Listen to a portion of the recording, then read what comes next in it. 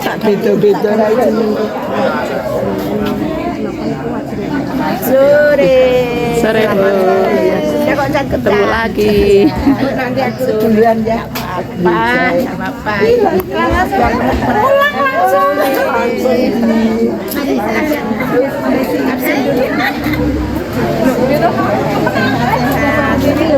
Absen dulu. Nggih, Bu. Mau melarikan diri. Anak mau ke gereja. Kan mandi dulu tapi Ya,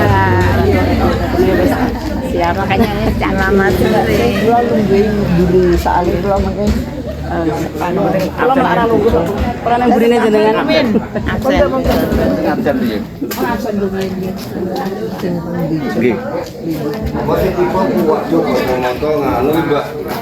Duluan saya nanti.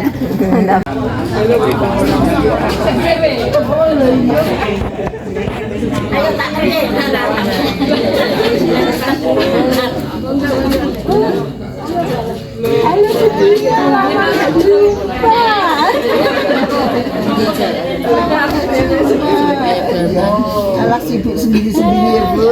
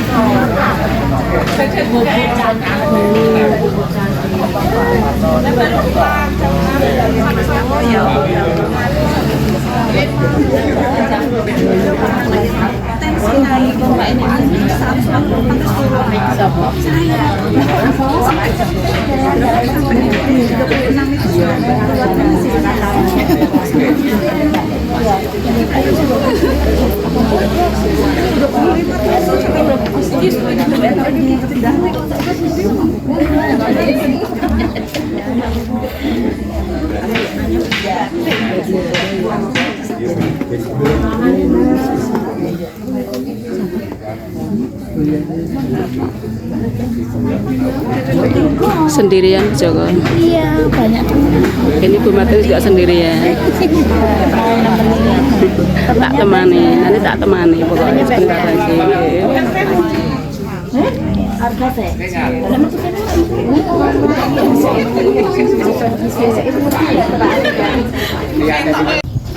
Sosialisasi tentang PM dan PTM, yaitu penyakit menular dan penyakit tidak menular.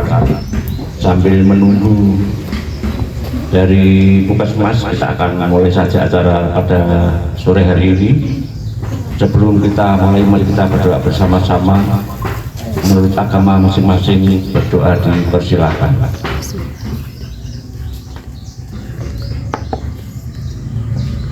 Berdoa selesai. Acara yang pertama adalah sambutan Bapak Ketua RW kepada Bapak Agung Satoto. Kami persilakan, monggo. Bismillahirrahmanirrahim. Assalamualaikum warahmatullahi wabarakatuh. Waalaikumsalam warahmatullahi wabarakatuh. Om Swastiastu. Namo Buddhaya. Sati Sati Om Sati. Tentrem Rahayu. Mugi tansah semondo kasariro dumateng panjenengan sedaya punapa dening kula Waratin sagung dumadi satemah hanyembuh tentrem rahayu wilujeng ingkang kinurmatan Bapak hangucobaken asta saperlu manengku pujo hastungkara wonten ing ngarsanipun Gusti Allah Subhanahu wa taala ingkang rahipun dalu tansah apa paring berkah sih rahmat dumateng panjenengan sedaya. Assalamualaikum warahmatullahi wabarakatuh.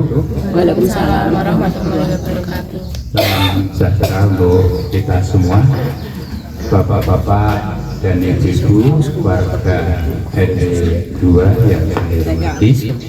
Pertama, saya ucapkan banyak terima kasih bapak-bapak dan ibu-ibu sudah berkenan rawuh memenuhi undangan kami, di mana di dalam undangan itu tertuliskan di situ ada sosialisasi dan edukasi dari Dinas Kesehatan.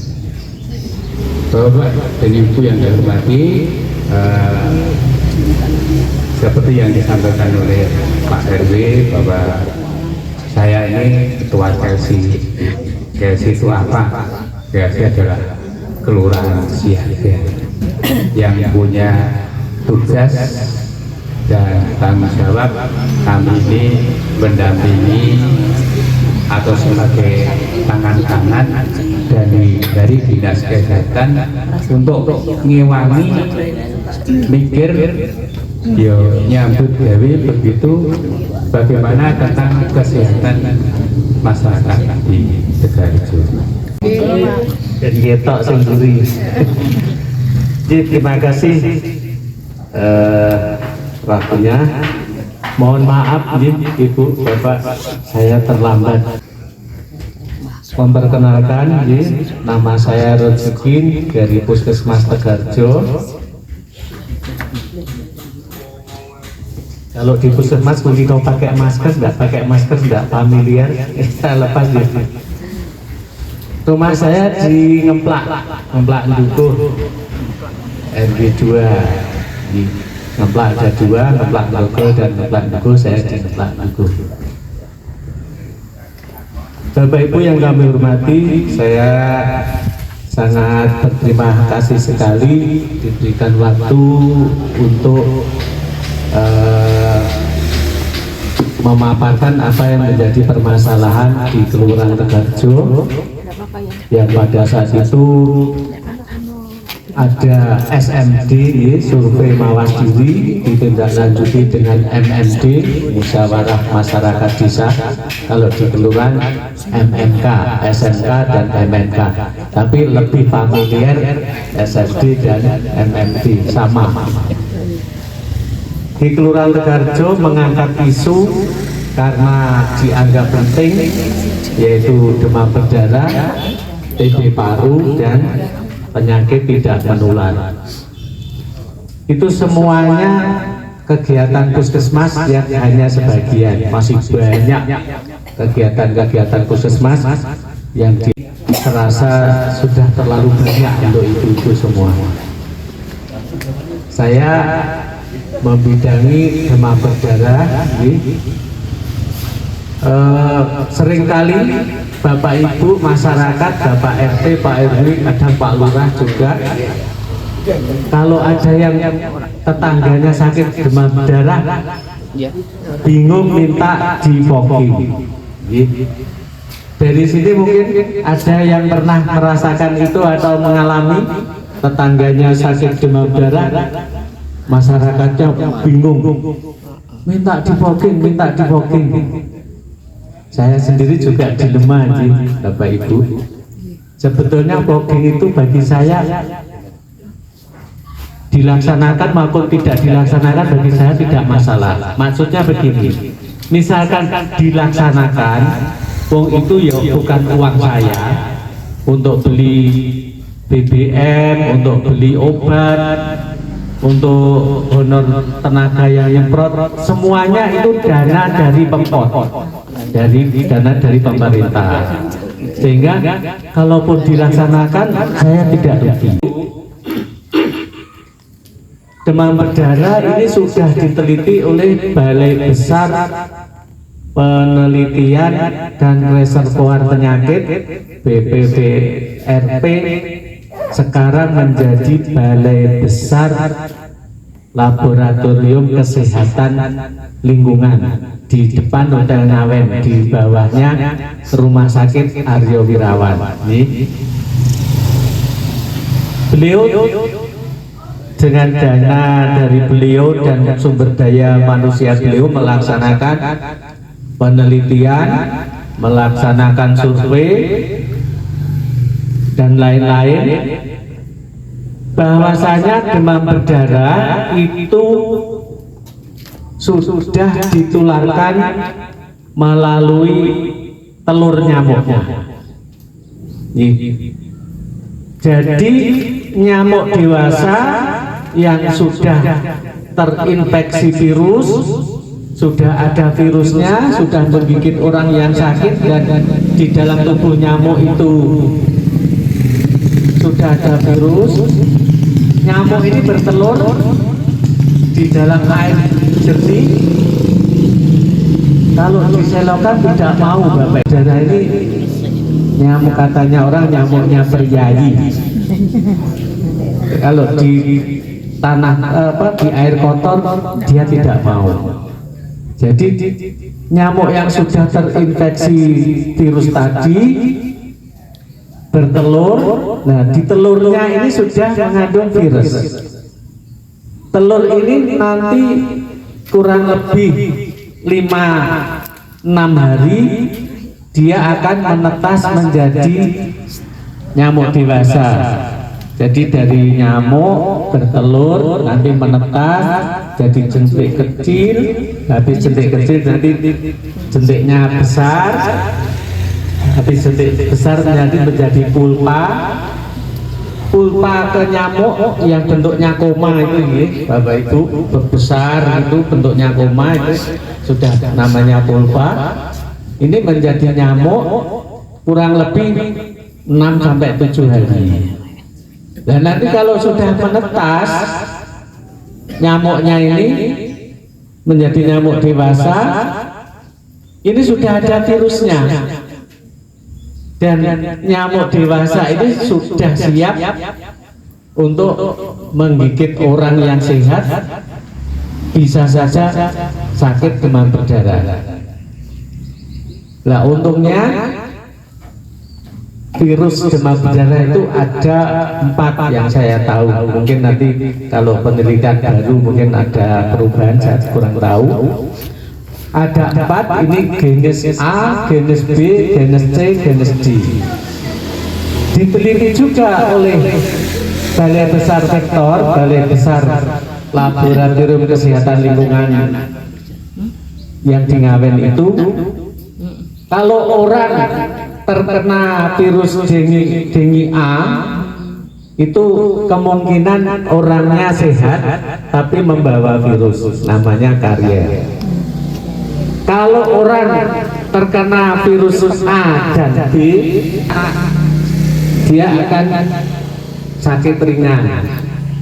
Kalau terkena gigitan nyamuk mengandung virus DNA A, B, C, ini nanti sakitnya parah. Kalau sudah lengkap kena virus A, B, C, D, ini bisa orang ini menjadi koma atau dengue shock syndrome. Di Salatiga ini menurut penelitian beliau juga sudah komplit katanya. Virus A ada, virus B ada, virus C ada, virus D juga ada. Jadi itu. Terus kalau nanti ada masyarakat yang terkena sakit demam berdarah minta di fogging. Nah, fogging ini kan cuma membunuh nyamuk dewasa, nyamuk yang besar-besar. Sedangkan telurnya yang di tandon air, baik itu di tandon air bak mandi, bak WC, tandon air di bunga di halaman, jentiknya ini tidak mati. Jentiknya tidak mati, nanti sewaktu-waktu jentik ini menetas jadi nyamuk, nyamuk ini juga siap menginfeksi Bapak Ibu semua.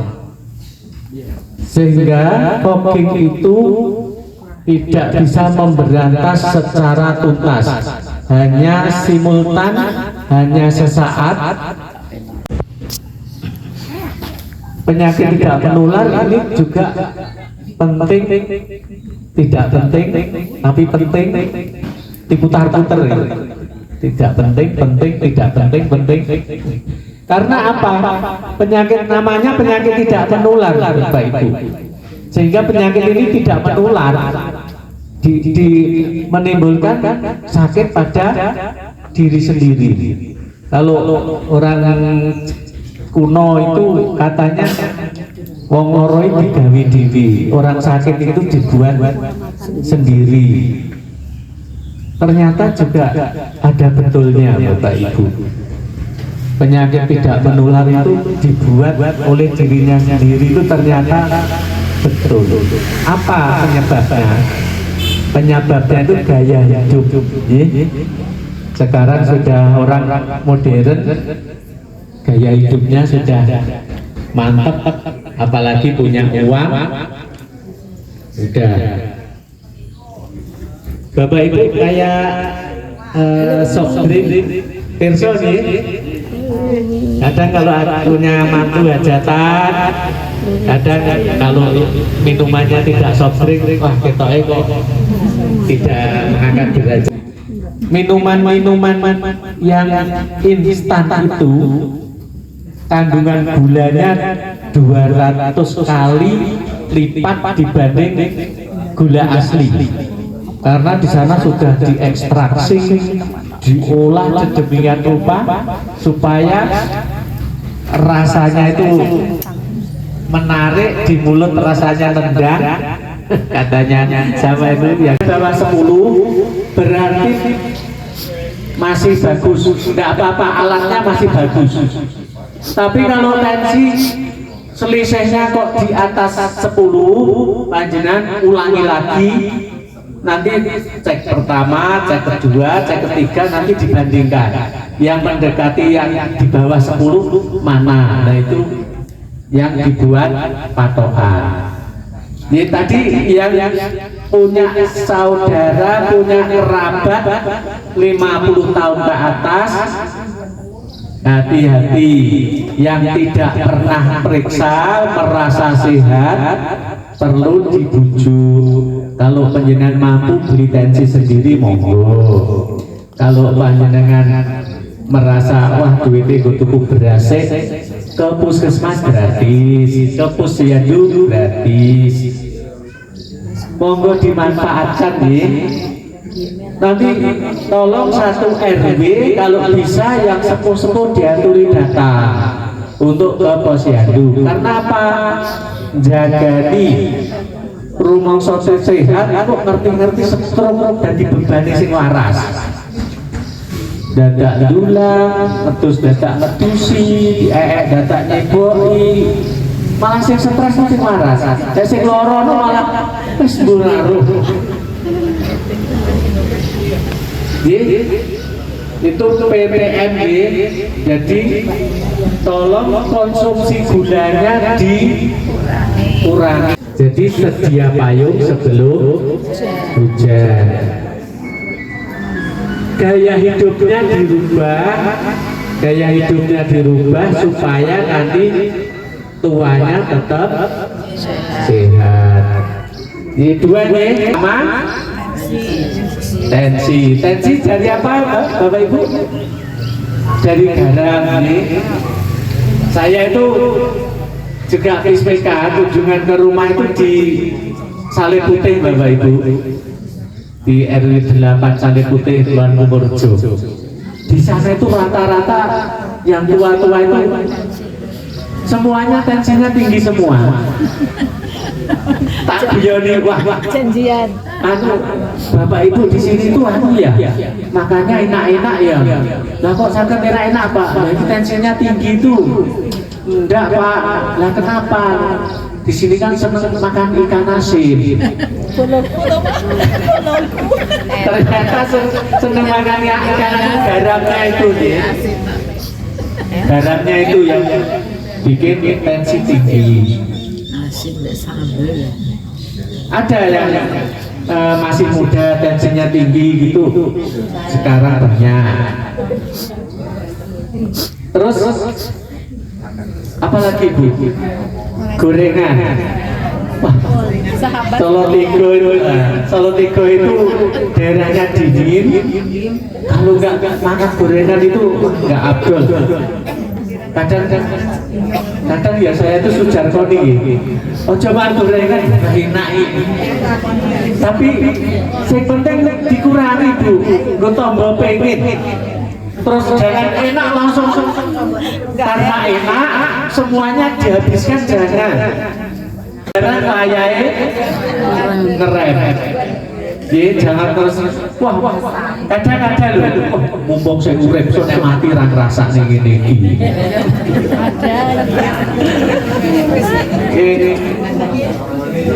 Bapak gorengan pun boten nggih, Pak? Tasih, Pak. Oh, tasih. Cowok nggih, Pak. Oh, oh, nyatanya Solo 3 itu gorengan di mana pun tuh laris. Coba di jalan Tegarjo Raya ini dihitung yang jual gorengan berapa orang? Habis juga laris. Nah itu boleh tuh boleh. Kami dari kesehatan tidak melarang, boleh. Bapak-bapak yang merokok boleh Pak, silakan. Tapi jangan merokok di dalam rumah. Kalau merokok di dalam rumah itu asapnya mulet, nanti tetap kehirup bagi yang tidak merokok. Kalau di luar nanti bisa keluar bercampur dengan udara bebas, nanti terus hilang. Jangan di rumah. Nanti ini ibu-ibu, bapak, Pak, merokoknya di luar ya. Boleh merokok di luar dulu. Nanti kalau sudah selesai lagi merokok masuk dalam itu. Itu demam berdarah, PTM. Yang satu apa kalau ibu? TB. TB itu ternyata banyak itu ibu yang masih sakit TBC itu, tuberkulose itu, TB paru. TB paru itu gini Bu, sebetulnya sama-sama batuk. Saya ini juga kadang ya warnanya merah. Nah, obat yang warnanya merah itu namanya obat yang tidak asam, bukan asam lagi obatnya, sehingga membunuh bakteri yang tahan asam tadi. Kalau di jenengan sakit TBC dikasih obat apapun tidak bakal sembuh. Dan ini penyakit ini menular Bapak Ibu. TBC itu menular melalui apa? Air ludah yang sangat halus. Orang batuk itu saya bicara gini, air ludah saya keluar, tapi halus, tidak kelihatan. Sama orang batuk itu juga mengeluarkan semburan air ludah, tapi yang halus. Nah, yang semburan air ludah yang halus itu di dalam air itu ada bakterinya. Bakterinya apa namanya Ibu? Perso? Namanya TBC itu karena singkatan bakterinya namanya tuberkulose. Itu nanti akan orang batuk itu airnya akan muncrat. Uap air liur itu akan muncrat, akan menyembur. Nah nanti orang yang diajak bicara radius 2 meter itu menghirup udara yang campur itu akan kemasukan bakteri tadi menjadi ketularan. Makanya kalau ada yang sakit TB paru, hukumnya wajib pakai masker. Obatnya dijual bebas tidak Bapak Ibu? Di apotek? Tidak. Obatnya harus dengan resep dokter dan itu terbatas, tidak dijual bebas. Minumnya juga harus teratur dan sampai tuntas. Nanti kalau jatah 6 bulan baru 3 bulan badan sudah merasa penak, makannya seger, itu belum sembuh. Sembuhnya kalau obatnya dimakan teratur, jangka waktunya selesai tuntas. Kadang karena penyakitnya ini resisten, bisa diperpanjang menjadi 9 bulan dan 1 tahun.